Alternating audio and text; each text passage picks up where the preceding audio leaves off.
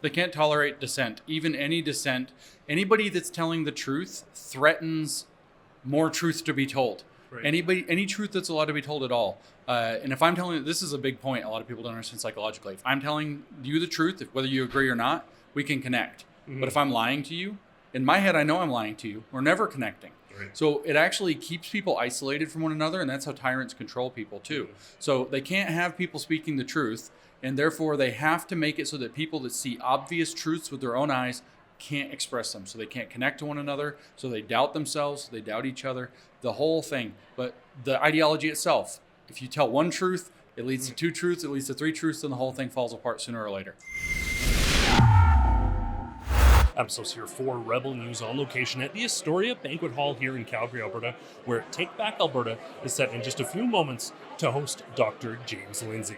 Dr. Lindsay is perhaps best known for publishing hoax papers in academic, peer-reviewed journals, calling into question the validity of those academic institutions. Some of those papers include titles like The Conceptual Penis, a Societal Construct. To put it politely, they're undermining the credibility of those institutions. Well, as of late, he has been the center of a firestorm of cancel culture right here in Alberta. We spoke just a few weeks back to David Parker, the founder of Take Back Alberta, who, as I mentioned, is hosting this event, about the fact that numerous venues, despite contracts, had canceled this event as a result of, well, as they put it, community pressure. Well, despite all those efforts to cancel this event, it is proceeding. One proceeded last night. It was a great success in Edmonton. And now we're on location for this event tonight in Calgary. Are they communists? Are they Nazis? We don't know. We can ask the parliament. We don't know. It's very awkward. But the fact of the matter is that the communists, the Nazis, the fascists all had something in common, and that's that they're totalitarian. They all use the same mechanisms. They all use the same methods. As you know, this event been called by Take Back Alberta. I've been advised not to talk to David Parker or Take Back Alberta, the racists and this and that. And when we call for protest to protect our children, they are the first people who stand behind us without any question, without any hesitation. And luckily when I heard they are struggling to find a venue, and I called among our Muslim community, and as Muslim community here, we're proud to stand and support our brothers. And we published the event at 12:30, I heard, and we start getting all those heat call, threatening, we're gonna protest, we're going to do this, we're going to do that. But I'll tell you one thing, at the end, my brother, he decided to turn off his phone and not to open the computer. And this event, people paid to come to use our hall like any other people. We consider them as a consumer, even though we're trying to contribute because they stood behind us, and we're not here to take a threat. That's what's Canada about, freedom of choice, and people could do whatever they want as long within the law. I mean, if we can't have the debate, we can't have the discussion, how are we ever going to overcome any of the challenges that we're facing?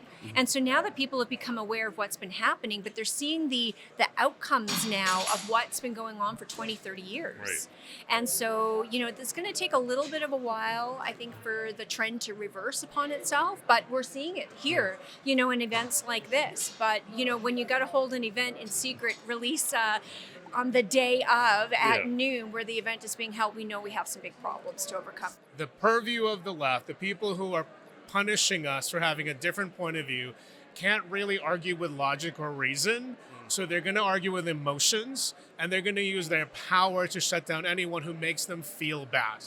And so if you have a point of view that hurts their feelings, they can't argue against that. They're just going to try to shut you down. And if they're the majority, that's the step they need to take. So we have actually the tyranny of the most easily offended. That's what's happened in Canada. This is portrayed as if this is the fringe and the rest is the majority. But we've seen over and over again now in the polling, this is 78% of Canadians. The fringe is the 14% that somehow control basically all the school boards in the province. We know that this leftist postmodern ideology, which is a cancer, and it's growing, and so it's not surprising that this event had so much pushback. Well, you're talking to a guy that grew up in hell, behind the Iron Curtain, under the boots of the Soviets. I mean, liars are always afraid of those that speak or preach the truth. That's what it is. They are afraid of this, because when we come together, we're stronger. I'll tell you what this does. This shows to all of us that we're not alone. Right. When you feel you're not alone, and when you see you're not alone, that builds strength, that builds unity, that builds power. They are afraid of this because this gives us power. And this is not a conservative issue here. This is a human issue. And being able to understand what's going to happen to children and all these different debates that are going on, the evidence. So we really need to discuss this. And the woke, which is the identity politics that's become a totalitarian, don't want to have discussions on this issue. I'm very proud to be here. It's a huge venue. I think there's almost 1,000 seats here. And that's what happens when you try and ban something through violence. People stand up, at least in Alberta. They're standing up for freedom. I am upset that 3 other venues collapsed. I do know it can be terrifying for a landlord, for someone in the hospitality business to get threats. Those people are built for friendly evenings, not for fighting Antifa. Police, if it were anyone else, if it were an abortion club, if it were a mosque, if it were a gay pride drag queen story hour, police would be hunting down the threateners. In the case of a conservative critic of cultural Marxism like Dr. James Lindsay, the cops don't care because the cops in this city unfortunately do what the mayor says. They literally arrest her enemies. We know that from their treatment of Pastor Derek Reimer. I mean, what a contrast. Derek Reimer is not allowed within 100 meters of a drag queen story hour. No one is, because they actually have a bubble zone law. But you're a conservative, they will literally threaten you with violence. I think the answer is to support those with courage. And this Astoria Banquet Hall in Calgary, I now know those are the good guys. And frankly, now I'm thinking we should do rebel events here to give them as much business as possible.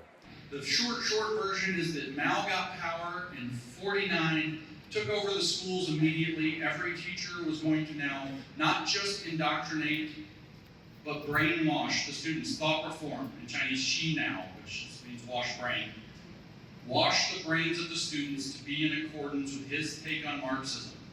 Every teacher by 1952 was teaching this to every child, so that by 66, when the Cultural Revolution started, you've had almost 15 years of children being programmed to think in line with Mao's version of Marxism. Joined now by Dr. James Lindsay. I guess the first question for you is, you and I probably disagree on some things. I don't think you have to agree with me. No. And if you disagree with me, I don't become I don't get in a tizzy and get upset and want institutions to ban you. Why do you think it is that sort of woke, progressive, liberal people want that to happen, want other people's freedoms taken away?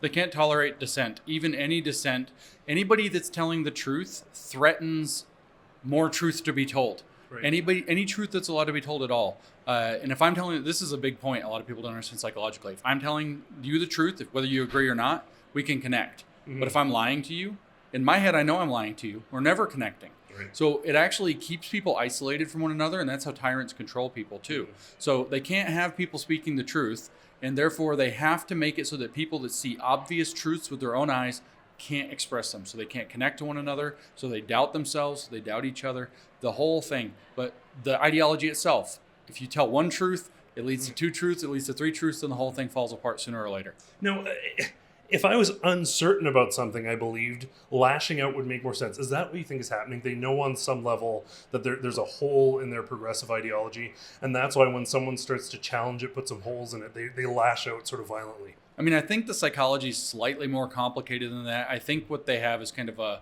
it's like they have a cap over you could say on some level deep down, maybe they recognize something's not true, or that there are doubts, or that they alone doubt, but they've been calling it out in other people. So they have to project outward. I think the psychology is similar to what you said, but slightly more complicated. But generally, yes. And the lashing out is kind of cathartic. It deals with the thing. It keeps the people away from exposing that they know inside on some deep level that what they're saying doesn't match with the truth, that they're lying. You see this actually written about from psychologists that studied people coming, like Robert Lifton, coming out of China, the prisons that China had set up, Mao had set up in the 1950s. You see this kind of thing happening there. And what he said is that these tyrannical regimes weaponize the idea that people think they're the only one who doesn't go along with everything, right? And so they're ashamed that they're not good enough to get it. And so, like I said, general, yes, but I think there's a deeper layer of psychology to what's really going on with essentially what it is cult belief, being locked in a cult. And one more question for you. You're going to have a longer conversation with our boss, Ezra Levant, so looking forward to that. But I guess just finally, you can have an event celebrating double mastectomies, abortion. You can have a drag story hour in front of kids involving lewd content. Yeah. Some of the books being presented in schools are categorically inappropriate. All that stuff seems exempt from cancel culture, yet this event, 4 or 5 venues canceled in 2 cities. Why is it that institutions, whether it be academia, venues, whatever it may be, are bought into this woke narrative? Well, frankly, it's the same dynamic we've been talking about. If they don't buy in, they're going to get excluded. They know that the axe comes for them, and so they're going to do anything to stay included. That's the psychology of inclusion. That's the word, right? They know that if they don't toe the line, then they're going to get cut out of the elite or the privileged circuit of society. Right. And they don't want to do this. Again, I go back to Mao Zedong. We go back to the Chinese context, the Cultural Revolution context. Mm-hmm. Mao set up 2 classes of people, broadly speaking, red and black, the good and bad. And what they were is the people and the enemies of the people. Mm-hmm. The people were the ones who supported socialism. The enemies of the people were everybody else. Mm-hmm. And the psychology is actually quite exquisite. If you were labeled in the red class, part of the people, the communists, people would do anything to prove that they were loyal members of that class so they didn't lose that status and get excluded. That's what we're seeing from the universities, the governments, the corporations, the institutions. Right. They're desperate to stay in the good graces of this corrupt system that's kind of taken over everything. Just as a follow-up then, what would you suggest is sort of the motivation or the pushback? Because is the tide turning? Are these crowds that are coming out? And like, do you think it's the facts? Often when you go after kids, that's when people draw their line. This event is all about that. Is that the moment that the pendulum swings back? Yeah, I mean, I'm very proud to be able to say now that it's 2023, that in 2019 I was talking with a colleague and I predicted that if they went into the sexualization, the queer theory, especially of the children, that was the uncrossable line. And so the reason I thought that was I'm going to focus on CRT, the critical race theory, first, because I don't need to worry about the queer theory. It's so objectionable, it's so obvious that it will motivate people to action if they're ever foolish enough to cross that line. Yeah. And so they decided, in the last 2 years to cross the line at a full run. And here we are. And yes, it's woken up not just here in Canada, in Alberta, but across North America, across Europe, across Australia, across the entire Western world. People are waking up and saying, oh my gosh, what's really going on? And a lot of them are getting answers, and a lot of them are figuring it out, and they're very excited. The energy last night, despite the attempted cancellation, the energy in Edmonton, 800 people, they were cheering, they were yelling, it was great energy, very positive vibe. Of course, mixed community. We had the Sikhs, we had the Muslims, we had the Christians, we had, just everyday secular people, everybody getting along. It's just a wonderful energy, and I'm seeing this across North America. 40-something states I've spoken in now in the U.S., and then now to see it here in Alberta is just really encouraging. Very, very generously here in Calgary, the Muslim community has reached out and let us have a space and has stood beside us, and that's fantastic. Last night in Edmonton, it was the Sikhs. Yeah!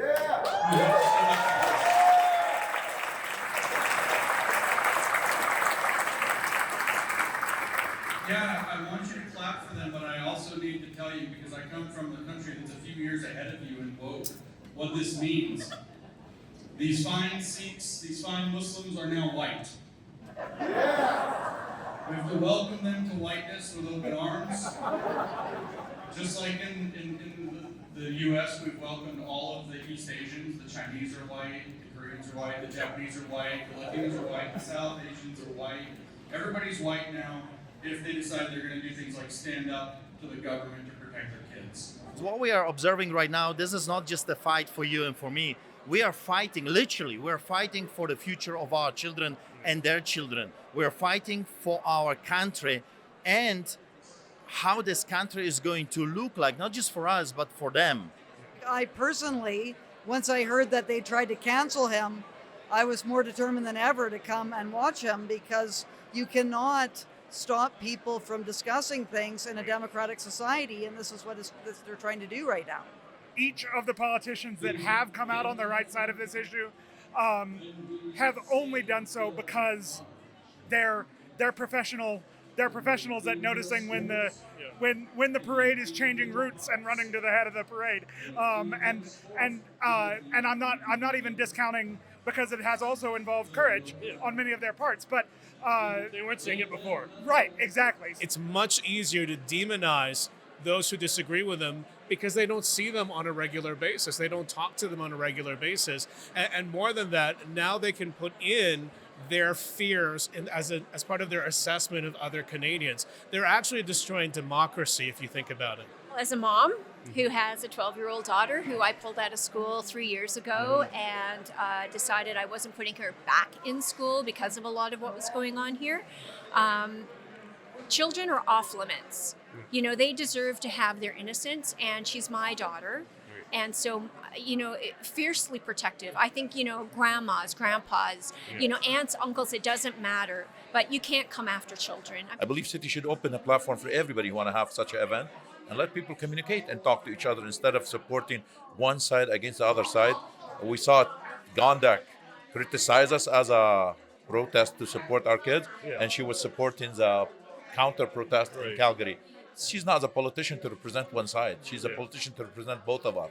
And they failed. Most of those politicians do fail. And this starts in primary school. Right. If you're not taught that it's okay to disagree, and let's practice disagreeing, and let's be in a debate club, and let's have some conversations, and you can even disagree with your teacher if you're courageous.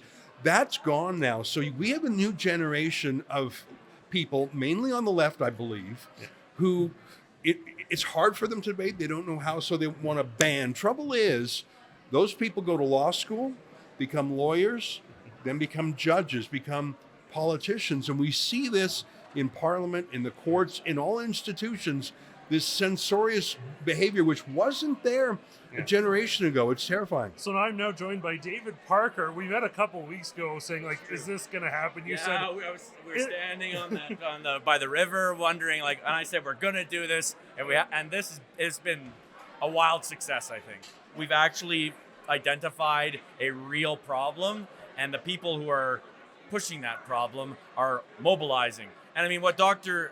James Lindsay talked about tonight, really what it is they're communists, and they don't want us to get the message out that they're communists. Right. And so is that just it? You're zeroing in on the truth, you're exposing them, and that's what they hate?